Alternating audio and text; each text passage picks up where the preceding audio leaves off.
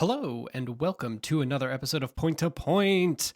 It's the show where I drive from one place to another and try to get to the point. Today's episode is very special, as you can probably hear. Uh, don't get used to this one. But I recorded an episode of Point to Point on my way on my typical point to point journey of dropping my kid off at school and then making the way home on this work from home day. And Charge your gear, folks. Normally, I wouldn't re-record something because that life happens. You let it happen. That the show is a sometimes daily show. But I felt I felt like I needed to because it's episode 50. We did it. Turns out when you record a podcast mostly daily, you get to 50 pretty quick. Today's point. I've been wanting to talk about this game for a while, and it's very self-indulgent. So you'll just kind of have to go with it. It's the 50th episode. I deserve a little treat. Um, I want to talk about how the video game Prey 2017 is maybe the best game ever. It's at least my favorite. I will fight you on it being my favorite. Um, I love Prey 2017. In fact, I love it so much that I don't even get that mad that I have to call it Prey 2017 for you to understand what game I'm talking about. Because there is another Prey game, and there was a canceled Prey 2 game, and I'm pretty sure that those were not made by Bethesda, and I definitely know they were not made by Arcane Austin, the great immersive sim studio that is its sister studio, Arcane Lyon in France, is responsible for Dishonored. In fact, I would go so far as to say that the worst thing about Prey 2017 is that we have to call it Prey 2017. It really, I don't know what I would call this game in order for it to have like a good hit to it. But I sure wish it wasn't called Prey because I guess it kind of makes sense in the story. But there are a lot of other cool names and cool things in this game that just feel like they would be better suited. Even the DLC that came out, the roguelite DLC, is called Prey Moon Crash, which is a pretty sick name. If that sounds like a good one to me. So I wanted to spend some time today talking about Prey 2017, why it is one of, if not my favorite game of all time, and maybe just a little bit of an impassioned plea that you should go give it a shot. Prey 2017 is an immersive sim that came out in, can you guess? 2017. It is made by Arcane Austin. You may know them as the people who made Redfall, unfortunately. You may also know them as the studio that no longer exists, also, unfortunately. They also worked on Dishonored 1, I'm pretty sure, and kind of the sister studio to Arcane Lyon. They kind of, I think they shared responsibilities for the most part. But Prey 2017 was mostly a Arcane Austin thing. It is in the BioShock mold, I would say. The game itself takes place on a space station called Talos 1, which is just an Art Deco skyscraper in space. So, it's kind of hitting you with the BioShock right away. But it has one of the single coolest openings of all time. It kind of sets you up for what the entire game is about to be. You should go check out the next level video that Logan and I did, I think last year, probably around this time, about the opening of Prey. He's never seen it before, so I walk him through the level and kind of talk about, what I like about it and what's so cool about it. It's a good video. It's about an hour long. You can go check that out on the YouTube channel. And it's been something that I've been thinking about a lot because of, I've been playing through Atomic Heart, which a lot of things in Atomic Heart are giving me Prey vibes, and it's kind of obvious that they had played that game and maybe liked it. And as is the case with a lot of things in Atomic Heart, they have really good taste and maybe don't understand why it is so good. But that's a topic for another day. But Prey it's in the BioShock mold. So you are on the Talos One space station, and you have a wrench. So it's a system shock. It's a BioShock. It's one of those. It's a little bit of a horror game in some ways. The enemies that you run into are these kind of smoky oil scribble monsters called Typhons. And they have different forms, like, video game enemies. And the one that you find early on is called a mimic. And they are small, little four-legged spider creatures that can turn into coffee cups and chairs and stuff. And so as you're playing the game, you're kind of wandering around this abandoned space station where there are a bunch of dead people, and it's all in disarray. And you have to constantly question if this coffee cup that is right next to another coffee cup is just two coffee cups, or if perhaps one of them is about to be a monster that's going to jump out in your face and get you. And for the most part, that doesn't get old throughout the 30 to 40 hours that you end up playing Prey. It's like a really it's a thing that I really enjoy because it makes you look at the environment, which in a game like this you kind of need to anyways, because you're picking up materials to use for upgrades and stuff. And it makes you kind of slow down and look at stuff and, see if there are any pieces of paper, if there are Post-it notes that have a password on it and all of that stuff. And by having an enemy that can be on a desktop at any point, you kind of have to slow down. And I think that it's really smart design how they do that. There's also bigger versions like bipedal ones, and they kind of lurk around, and they take some damage to take down right away.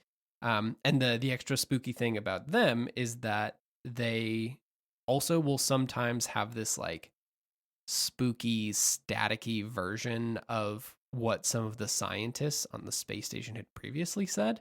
So you'll be walking around and you think you will hear voices, but actually it's just a real big spooky monster that's gonna eat you, which is no good. And that only really matters because you play as Morgan Yu, and you are the security person in charge of the station, which means that you have access to all of the biomonitors of all the people on the station. And this is something that I've alluded to in the Atomic Heart video, because I thought Atomic Heart was doing this, and it definitely isn't. But as Morgan, you have access to all of the bio data for everyone on the space station. And that usually means that you can tell if they are alive or if they are dead, and generally what area of the station they're in. And so as you kind of solve the grander mystery of what's going on in Prey, you end up coming across alive members of the staff. And sometimes you can save them, sometimes you can't. Sometimes they have already been turned into monstrosities by the Typhons. But I think it's just really neat that you're able to interact with people, and you are a newcomer to Talos One, kind of, sorta. So being able to talk to some of the head scientists and everything, it's kind of a fun race against time to get there before they get eaten. It's also, if I remember correctly, it plays into part of the ending of like who you can get off the station, which is pretty neat. It's a twist on the little sister thing in BioShock, which is pretty cool. And it's cool to me that you can just kind of wander around and find other people on the station and talk to them. I feel like that's one of the things that, in BioShock, it very much felt like this splicer disaster happened 4 months ago, but it could have happened a year ago or 2 years or 10 years. It's kind of just like it's already in such disrepair that you don't know where you've ended up. In Prey, it feels very much like things have gone poorly, and it could have like literally just gone poorly yesterday, which is pretty neat. And I think that maybe in the chronology of the game, that is actually the case, which is cool. The other thing that I really love about Prey, and the part that I think is what really sold me on it very early on. You can see this in the next level video I did with Logan, but they're really smart about how you can traverse the world. And the first example of that is it has your classic Dishonored immersive sim way of going about it. I think this is more of like a thief thing, but basically you can go in loud, you can hit stuff with your wrench, you can go in, uh, extra loud with your guns. You can go in and kind of stealth around and try to knock people down and take them out that way. And you can kind of sneak around without having to engage with the enemies. And the tools that they give you to do that are more than just here's a floor vent, here's a door, and here's a gun. The way that you can do it here is here's a thing called a glue gun. And the glue gun is a fire suppressant system that creates little orbs that stick to most surfaces in the game. And so you turn this fire suppressant gun into a thing that can either kind of freeze up the Typhons, so you can go in and get a critical hit on them, or you can just platform on the walls. You just build yourself a little staircase out of this glue foam, and you walk right up them walls, and you can find secrets that way. They've kind of like built it into the game in a way. There are ways that you can only go by breaking down glue foam or using it to kind of bypass some other like skill checks that you need to do. And it's super cool. I really appreciate this weird little glue gun that you get, that like truly changes how you interact with the environment. It's like super cool, and like as a way to kind of deal with enemies, it's already a neat thing. It like doesn't do any damage to anything. It just kind of turns them, like it makes the jumpy around enemies stop jumping around, and it gives you a bit of a reprieve from enemies hitting you. But the fact that it is a method to traverse the geometry of the levels is nuts to me. Like that's such a cool idea. The other gun that I really like in this game is also a gun that does no damage. Um, and it's a Nerf gun. Like it's just a little dart gun. And you pick up the darts every once in a while, and you pick up the gun a little bit later. And it's in one of the scientists' labs because they've been pestering their coworker with it. And it does no damage. You can kind of upgrade it a little bit to where it does like electric shock, and you can do things with water puddles around the level and everything. Or the thing that you can do with it that I super love is that if there is a broken out window somewhere, but you can't get to the other side of that window, you can just use the dart gun to silently shoot a computer so you can read some emails and get a passcode, or just turn on, like unlock the security door. And the computers are set up in a way to where they're giant computer monitors, and they have like 3 giant squares on them. And the first time you interact with one, you're like, well, that doesn't make any sense. Like this is not like, this is a slick looking computer interface. Like good on you for using Futura, but like this isn't how people interact with computers.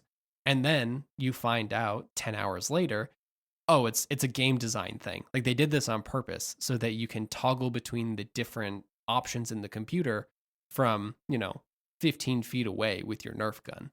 And that it's another example of just like they took the thing that was already like pretty much the epitome of where like the spooky, twisty immersive sim like BioShock or with System Shock was, and then they just found different ways to make it their own.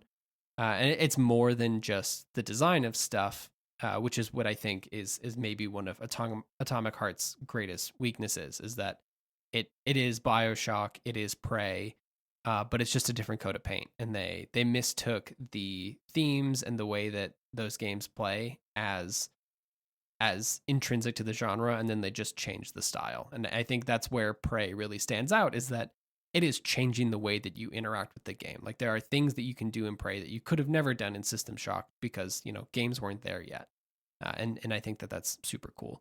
The last thing I want to talk about, I would like to spend the next hour talking about this game. Maybe I will actually just sit down and play it. I am downloading it as we speak, but I do just want to talk about how Talos 1, the space station, is it's one of the coolest, if not the coolest video game locations. Like I put it up there with the oldest house in Control as just like a masterclass in level design and how you interact with it. It is Prey is, I think, secretly a Metroidvania. It's a lot of unlocking pathways. It's unlocking powers that allow you to do stuff, that allow you to override different things in the station and kind of unlock different passageways.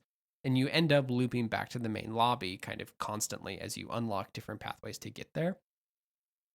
And it all makes sense. Like the station is beautiful. Like I love the like neo deco design that they have. It's like gorgeous and gilded, and it looks opulent for a space station. Like you forget that you're in space sometimes, except when you have to go in the maintenance parts of the thing, and now you're in the gravity tunnel that runs the entire length of the station to get from the top to the bottom.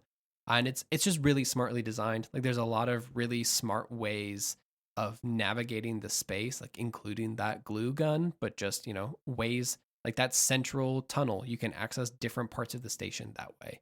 And it's just really smart. I think that it's like a genius design, and I think the actual like prop design in the game is incredible. And because you have to, be peeping for those mimics all the time, you get to look at it, and they knew that you were going to look at it because it's fucking gorgeous. There's two pieces of technology that I think are like super cool in the game. The first is the looking glass, which is the screen technology that you use. And like this is a like a graphic design flex that you don't need to make in this game. Like there are a lot of times when you are having cutscenes or having video calls with people, and that's just, that could just be a chat. Except it's on this thing called the looking glass, which is a flat panel screen, except it looks like you're looking through a window and there is a 3D room on the other side, and it has a really cool parallax effect. So when you move from side to side, it looks like you're looking at this room from a different angle. And it's the sickest shit of all time. I wish that it was real on a massive scale. That I have seen some versions of this. A Kickstarter project actually called The Looking Glass came out in like 2019 or something as like a picture frame to like look at 3D objects. And it's sick as shit. Like I love this tech. It's the coolest thing. It is a vision of the future that I can totally get behind. That is like so much more impressive to me than like meta AR goggles or whatever. Like being able to like upgrade picture technology to be like 3D images, like to use depth sensors on cameras to make me see your space in a different way. It's just so cool. I love it so much. It's less like gameplay related, but it actually does factor in a lot in the beginning of the game, which you should go play. The second part is the upgrade system, the actual like how you upgrade your gear and how you manufacture stuff. So it's kind of like it has also pieces of Resident Evil in there where there's safe rooms where you can kind of go and are typically safe from enemies showing up. Typically safe. Sometimes bad things happen. And you can go in there, and there's recyclers and there are fabricators. And it's a Bethesda game to some degree where you are walking around this world. You're picking up like surgical tubing and all these different things. But it is smartly done where you're picking up all of this stuff, and then you take up the inventory space in your Tetris inventory, and basically you're sacrificing space for ammo, sacrificing space for health kits to have all of these random knickknacks that you will then take to a recycler, and the recycler will break down that big like 3 square knickknack, and it will turn it into 3 different manufacturing components, and it just spits them out like a coin machine, like a slot machine of cubes of materials. And it's really cool because you just get to basically break down all of these components, and then you put them in your inventory again as like these stackable cubes, And then you can use those stackable component cubes of like organic and aluminum and all of that stuff to make your gun upgrades or to make ammo or to make health kits and all of that stuff. And it's a smart way of, letting you pick stuff up because again, some of the stuff you can pick up will fight you, which is always a little spooky. And then it gives you like a good economy for, risk reward for, do I pick up this ammo? Do I pick up this grenade? Or do I, pick up the component parts that can maybe make stuff? And it's also just a genius piece of technology. Like, hey, it's 3D printers, but for cubes of material. And I love that. There's also a grenade type that is called the recycler grenade. And you just yeet that into a room and it turns everything into cubes, which is genius. It's good stuff. Yeah, I have tons and tons of thoughts on Prey 2017. I feel like if you have made it 20 minutes into this episode, you should probably just go play it. I have now fully convinced myself after recording this episode twice that I will be playing Prey 2017 again very soon because every time I think about this game, I am giddy with excitement. I just love looking at this game. I love playing this game. I love thinking about this game. The ending is, I think, kind of divisive, but I like it. I think that it's pretty good actually. And yeah, Prey 2017. What a fucking video game. That's gonna do it for today's episode though. Thanks for hanging out with me on this not drive. It would have been a drive, but alas.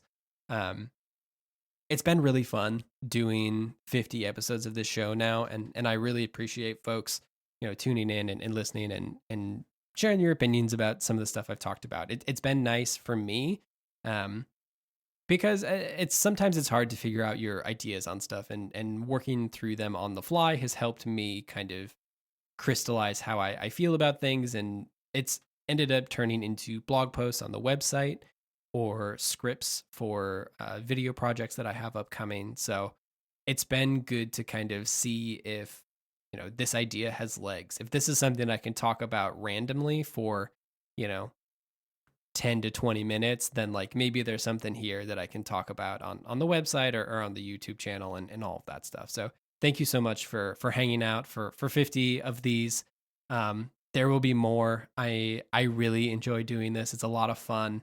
And I hope you enjoy listening to it. It seems like folks are. But thank you so much. And I will catch you tomorrow with episode 51, which is about Battlefield 6. I'm really sorry. Listen, it was the peak of Prey 2017, and now we're back to Battlefield time and talking about Afghanistan. So I guess you have that to look forward to. But thank you so much.